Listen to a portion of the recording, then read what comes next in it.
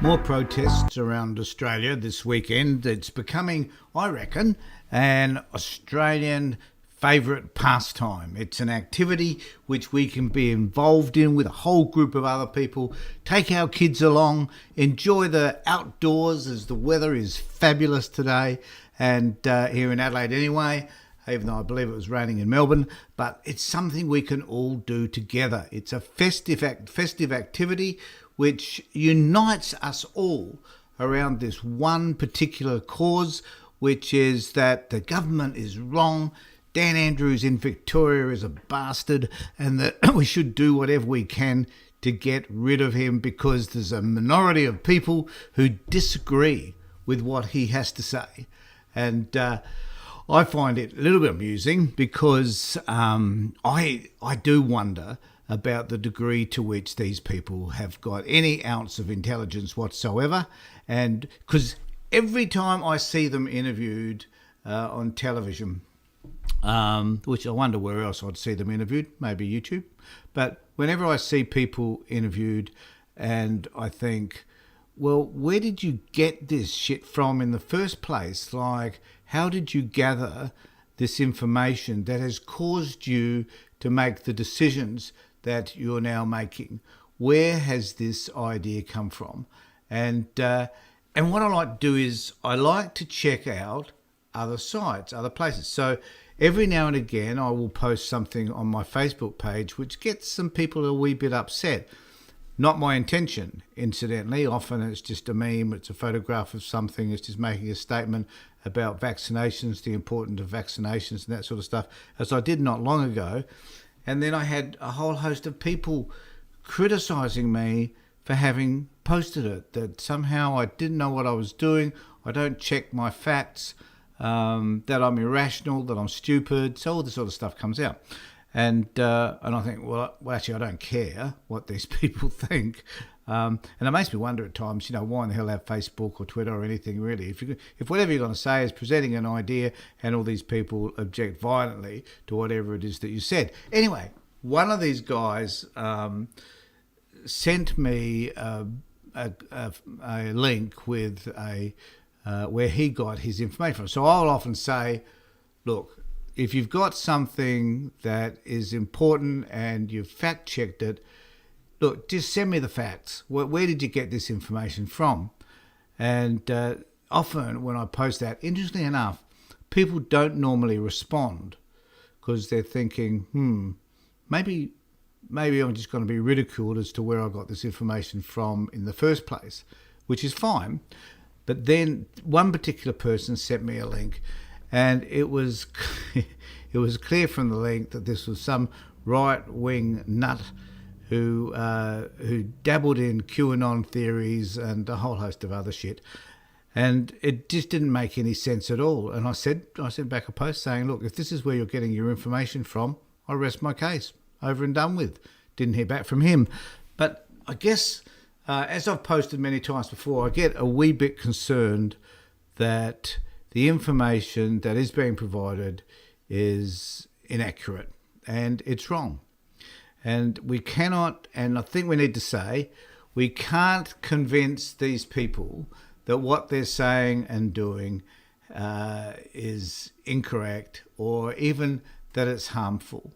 I keep saying, okay, I appreciate that there are occasions when you are ordered to do things that we don't want to do. Like if I was working in a particular location and my boss said to me, I want you to go and work in another location, I have a choice to make. I can say, no, I don't want to, and in which case I might lose my job. That's fine, my decision, my choice, or I might feel so compelled because of the income that it provides and the security it does for my family that perhaps making that move at the end of the day would be a good thing. You weigh these things up and you make a decision. With regard to the virus, though, it seems to me that, or the vaccinations, it seems to me that people are making totally irrational decisions, particularly around mandated employment, because we're saying on one hand, just get a jab, 2 jabs, and you can continue your job. Now, I would suggest that 2 jabs is no big deal. There is nothing that says that this vaccination is harmful. And I'm going to talk about that in a moment because that's been raised as an issue, continually gets raised as an issue. So why not just go and get the 2 jabs and be done with it? But no, people do tend to want to think, well, you are controlling my body. No, we're not. We're just saying for the health of the nation, let's go and get a jab. I do wonder though, to what extent would they need the virus to dominate our community to realise how damaging it is? So let's say, for example, Africa, where there's a little bit different in terms of demographics. There's a lot of AIDS or people with AIDS in Africa, which clearly lowers their immune system. So people in Africa are more likely to be infected, and as a result of those infections, apparently, according to the facts that I've checked, I mean, you don't have to agree with me, but check them yourself. In Africa, because so many people have got AIDS and their immune system is so low, that a virus is likely to create a whole host of different variants because the virus itself is virtually unprotected. Sorry, the protein cells, virtually all the cells or the T cells in particular, apparently, are so unprotected that that variations of that virus can occur, particularly amongst people with low immune systems. So, but so few people in Africa have been, it's only in some places as low as 13-20% have been vaccinated, which raised another issue, incidentally, is that we in the West believe that we're far more important than any other person on earth, and therefore we need to ignore all those other countries who can't afford to vaccinate their communities. In doing so, variants of the virus will just increase the longer we ignore them. So there's this interesting conversation happening at the moment, I think, about why it is that we're allowing ourselves to accumulate, to stockpile, if you like, so much vaccines and look after ourselves when we're ignoring other countries. And by doing so, we do it at our peril, because it's in those countries that variations of the vaccine will develop and that they will come to our country or to all other countries around the world over time, and we will have to deal with that problem. Whereas if we focused primarily on vaccinating those countries that are particularly at risk, particularly African countries where the AIDS virus is still running rampant, we're going to continue having this problem. It's going to be a cyclical problem. There'll be other variants. There'll be other large populations becoming infected, and so on.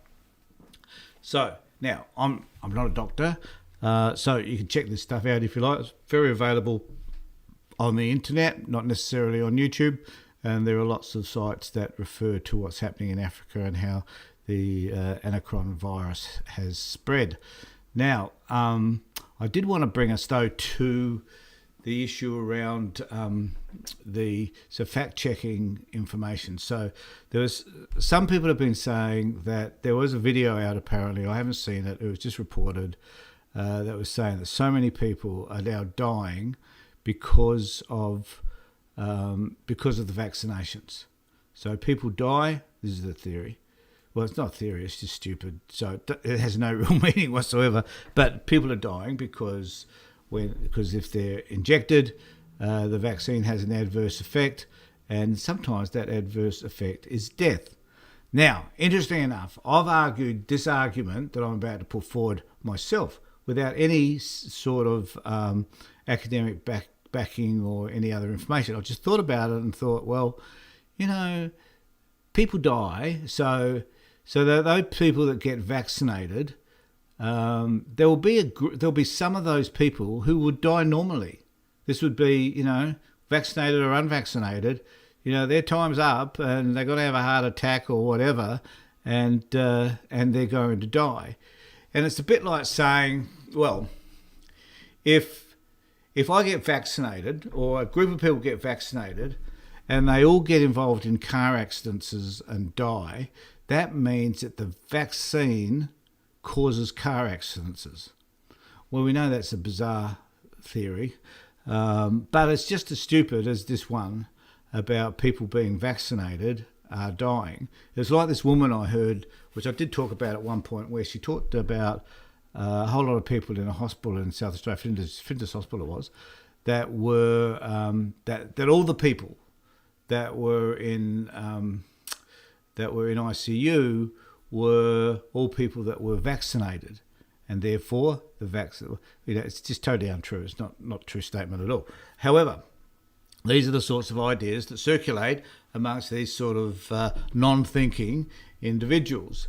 Now, I don't wish to give the impression that I think any better or that my thinking is any more superior to them. Some of these people that are advocating some of this stuff, this protest movement, I think appear to be quite sensible and rational people, but do hold on to ideas which perhaps are just generally unhelpful. So I had one woman said, I'm not an anti-vaxxer, but I think we do need to have choices, particularly around mandatory vaccinations and how that impacts our employment. No, just get injected, go out and do the work that you've been doing. Nothing changes. Good for you, I reckon. Why is the big deal? Why is such an issue? Well, apparently it is.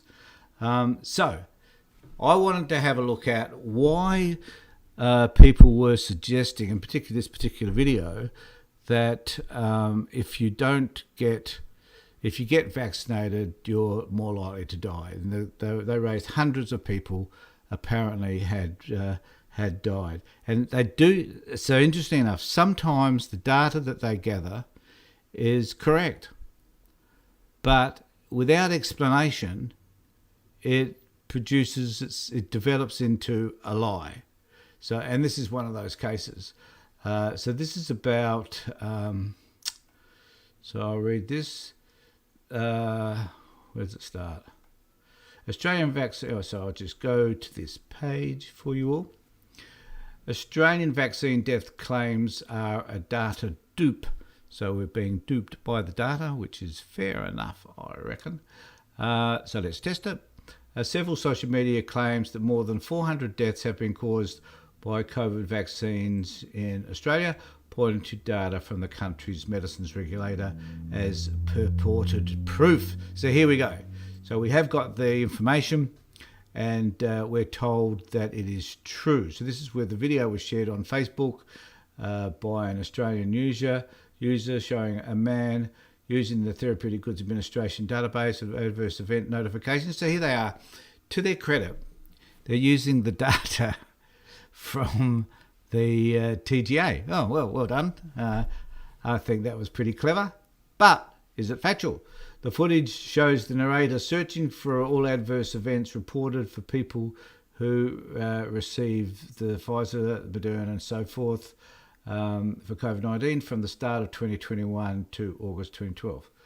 The search results show 48,001 active events reported during the period and 456 deaths. So if you look at the data and realise that 48,000 people had adverse events, oh wow. So you can conclude from that 48,000 people had presented with adverse effects, and that there were 446. Now, just to look at that data, you think, well, that's pretty scary, and that's something we're not told in mainstream media. But let's have a look further. There's been 456 deaths in less than 8 months because of the vaccine. This right here is more than COVID deaths this year alone, the man says on the video. Very informed individual. So congratulations to him. At the time of writing, the August 26th video had been reviewed more than 46,000 times and had received 3,000. I can't believe that. I don't get anybody watching my videos, but this one was shared more than 3,300 times. There are a lot of people out there who really want to believe this stuff. A similar claim has been circulated as a meme listing numbers of COVID-19 deaths and reporting numbers of COVID-19 vaccine deaths and adverse events in Australia between January the 1st to August the 24th. Okay, now, this is what I like, the analysis. So the figures included in the post show deaths following vaccination reported to the TGA's Vaccine Adverse Event Database shows only a small number of the cases have been causally linked to COVID-19 vaccines, according to the medicines regulator. Naturally, occurred deaths among the recent vaccinated are to be expected given the large number of people receiving the injections. Now, interestingly enough, I think we must at this point understand that that if the place from which we're now getting this information is the same place from which they got the information in the first place with regard to the video that said all these people are dying because of the... So because people die, they've made that link to the vaccinations. Same place, same set of information, different explanation. So, in addition, the TGA states that the most common adverse events reported following COVID-19 vaccination are mild and expected, such as pain at the injection site. According to the TGA September the 2nd week of COVID-19 vaccine support safety report, 495 reports of deaths following vaccination has been received and reviewed since the beginning of Australia. So they're right?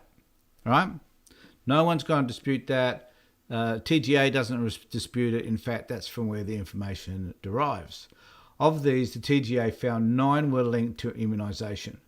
All occurred following the first dose of the AstraZeneca vaccine. 8 were cause of blood clots, and that was all documented, and low blood platelets or thrombosis and so on, while 1 was a case of immune, whatever that is. So this is the data, and this is correct. So a spokesman for the TGA told AAP Fact Check the medicine regulator reviewed all reports deaths in people who had received the vaccination. So they not only report it, they check on it, double check it, I guess, and make sure that information is report and publications of an adverse event report in the DAEN, including death, does not necessarily mean that it is related to the medicine or vaccine, she said in an email. The spokeswoman added that as the number of vaccinated people increased, so did reporting of it. This makes sense. The more people we have vaccinated, the more people are going to report adverse effects. It's like saying the more people we have on the roads, the more accidents there will be. Makes sense to me. So did it, reporting of adverse events and deaths with a coincidental association with vaccination. This does not indicate a link between vaccination and the fatalities reported. Review of individual reports and patterns of report does not suggest the vaccines played a role in these deaths. Sometimes people die. If these people weren't vaccinated, they may have died anyway. Probably would have if it's got nothing to do with the vaccine. It's like saying we've got all these people vaccinated. Oh, a miracle has happened. No one has died during this period. So 2019 had all these deaths, but we haven't had any during this vaccination period. Therefore, the vaccination must overcome life expectancy. It must really deal with the mortality of human beings. That's garbage. We know that's not true. People still die whether they're vaccinated. So some people have been vaccinated and they have died naturally, not necessarily from the vaccine. More than 19 million COVID-19 vaccine doses have been administered by August 29th, according to the TGA report. A spokeswoman later added that around 78% of the deaths reported following vaccination occurred in people aged 65 years and old. Now, this may come as a surprise to some people, but my guess would be that anybody over 65 and older are likely to die. Are more likely to die sooner than someone who's younger. Everybody's going to die, but those people over that age group are more likely to. I don't think anybody arguing with that. I don't think so. This figure is in line with the makeup of deaths among the general population before the pandemic. I think that's the important point which they have highlighted. This figure is in line with the age makeup of deaths among the general population before the pandemic. So Professor Louisa Jorm, I'm assuming that is, the director of UNSW's University of New South Wales Centre of Big Data Research in Health, previously told AFP Fact Check that on average more than 450 people died each day in Australia before the pandemic. Wow. So if you go off and get vaccinated and you die, that doesn't mean it's about the vaccination. You don't have... No, anyway. And after COVID-19 vaccination, given the scale of the rollout. However, this does not mean vaccinations caused the deaths. Now, I think all of this stuff, to me, is relatively sensible. I could go on, but I dare not, because I think I've made my point. The reality is that the vaccination does work. The other reality is that people do die after being vaccinated, but not from the vaccine. There are a few reported cases, particularly around AstraZeneca and the blood clotting, and we know all about that, hence the panic that began in the first instance. Haven't heard much about it since. So there is an adverse report that is put out in relation to the vaccine, but there is no evidence to support the fact that if you are vaccinated, you are going to die. And those people, so there was someone who put out a stupid statement recently who said that mice who were tested with the vaccine died after 3 months. And if we equate that with human beings, it's 3 years. So all of us, according to this report, now all of us who have been vaccinated are going to die within 3 years. That was what they said. It's a bizarre statement because I tell you what, there is no way in the world any company, Pfizer, Johnson & Johnson, Moderna, whoever it is, would ever make a product which at the end of the day caused death. Not on the scale they're talking. It would bankrupt them. It would destroy them. And they know that. So to postulate that somehow this virus is... the vaccine is distributed in a way which is going to kill us. And the other issue for me is everybody says, it's on trial. It's a trial. Well, how long does a trial have to take? And the other point, of course, is that they've been experimenting with mRNA vaccines for years. So the idea of this sort of vaccine is not necessarily new. And they have done experimentation with it. They have released it quickly, granted, and it's just as well that they have. Because I tell you what, if these people were in control, so these people that are protesting, and if any of you are watching, and if you're in control, how would you like your state to be? So the rest of the world, most countries around the world are choosing to lock down now that this new virus has been detected. So would you be you'd be kind of like Brazil, would you, or Donald Trump? Who thought it was going to go away during summer because he's a dick. So what would you be doing that would be different? So you wouldn't be listening to the medical advice. I had someone said to me that the Australian Health Medical Officer, what is his background? He's a doctor. What would he know? And I thought, well, he's sitting in a room thinking, well, what decision do I need to make around this?